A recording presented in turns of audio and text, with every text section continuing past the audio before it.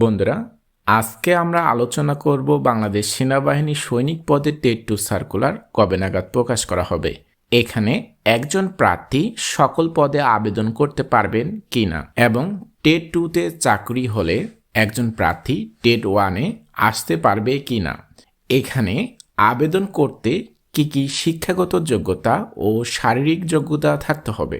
বন্ধুরা, সেনাবাহিনীতে ভর্তি পরীক্ষার জন্য আপনাদের সবাইকে ফ্রিতে পিডিএফ দেওয়া হবে এবং আপনারা কিভাবে ফ্রিতে পিডিএফ নেবেন এই ভিডিওর মধ্যে কিন্তু বলে দেওয়া হবে।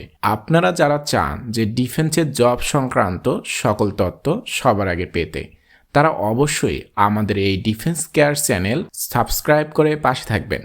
একজন প্রার্থী cook mess, cook unit, cook হাসপাতাল, batsman, painter and decorator, painter, carpenter, tin মিস্ত্রি এই সকল পদে কিন্তু আবেদন করতে পারবেন।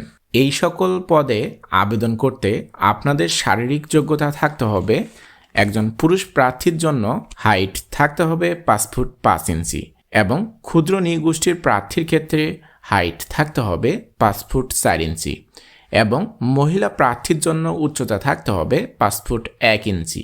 ক্ষুদ্র নৃগোষ্ঠীর প্রার্থীর জন্য উচ্চতা থাকতে হবে 5 ফুট 00। 5 ফুট থাকলে কিন্তু সে এখানে আবেদন করতে পারবেন।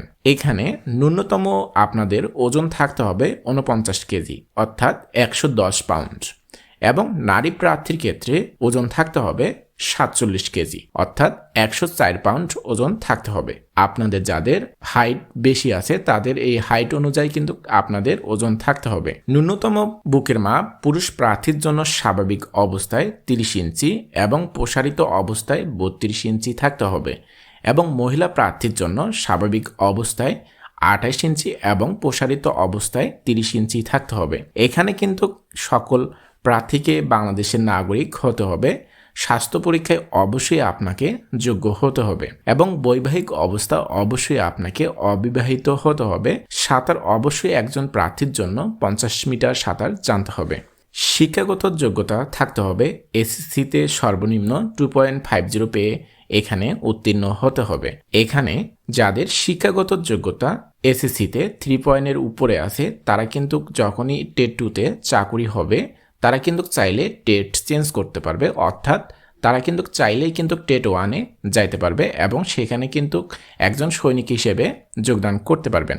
যখন এই নিয়োগ বিজ্ঞপ্তি প্রকাশ করা হবে এই সকল পদে কিন্তু কোন কোন জেলার প্রার্থীগণ আবেদন করতে পারবেন সেই সকল পদে সিরিয়াল করে কিন্তু জেলার নাম দেওয়া থাকে। আপনারা এখানে যেভাবে দেখতে পাচ্ছেন যে এই সকল জেলার প্রার্থীগণ কিন্তু এই কুক পদে কিন্তু আবেদন করতে পারবেন।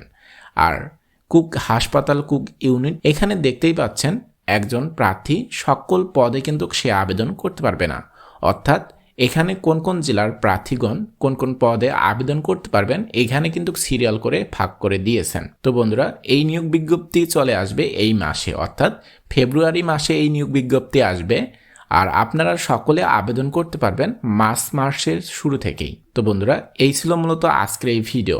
আপনারা যারা চান যে ডিফেন্সের জব সংক্রান্ত সকল তথ্য সবার আগে পেতে তারা অবশ্যই আমাদের এই ডিফেন্স কেয়ার চ্যানেলটি সাবস্ক্রাইব করে পাশে থাকবেন